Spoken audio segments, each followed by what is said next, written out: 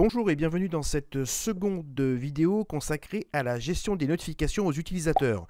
Vous savez, ce sont les fameux pop-up qui apparaissent sur les postes de travail en cas d'incident de sécurité.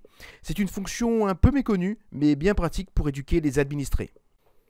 J'utiliserai ici Security Center 10 SP2MR1 et un Endpoint 10 SP2. Comme pour le premier épisode, éditons les propriétés d'une stratégie endpoint, puis section rapport et stockage, et enfin notification. Ce qui nous intéresse aujourd'hui, c'est la colonne notifiée sur écran qui apparaît en jaune. Comme vous le constatez, dans cette partie Audit System, aucune notification n'apparaît, mais ce n'est pas très gênant. Là où ça mérite plus une réflexion de votre part, c'est dans la section antivirus fichier.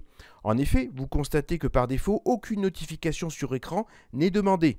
Cela veut dire concrètement que Endpoint Security fera son travail en interceptant le malware, mais n'informera pas l'utilisateur et on peut y voir là un risque. Risque que celui-ci essaye de manipuler le fichier infecté sur un autre PC puisqu'il n'a pas eu l'information et bien sûr cela ne participe pas à l'éducation des utilisateurs en cette période troublée de crypto-malware.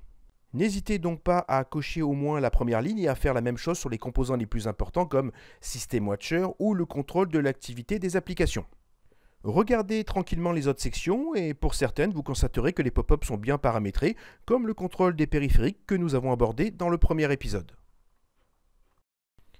Petit bonus avant de nous quitter, lié d'ailleurs à une nouveauté du Service Pack 2 de Endpoint 10. Dans la section interface, vous pourrez aussi supprimer les avertissements que les utilisateurs pourraient voir au niveau de l'icône rouge Kaspersky en bas à droite de leur bureau. Par exemple, un utilisateur pourrait recevoir un avertissement lié à l'échéance prochaine d'une licence. Or, cela est géré de façon transparente par l'administrateur, donc il n'y a pas besoin d'être averti. Si besoin d'écocher d'autres cases, comme les fichiers non traités, mais c'est vrai que c'est surtout ce point de licence qui nous avait été demandé en termes de fonctionnalité. Voilà, cette vidéo est terminée avec quelques secondes d'avance. Merci de nous suivre. N'hésitez pas à liker et à vous abonner à la chaîne et à nous laisser dans les commentaires des suggestions de fonctions que vous souhaiteriez découvrir. À bientôt.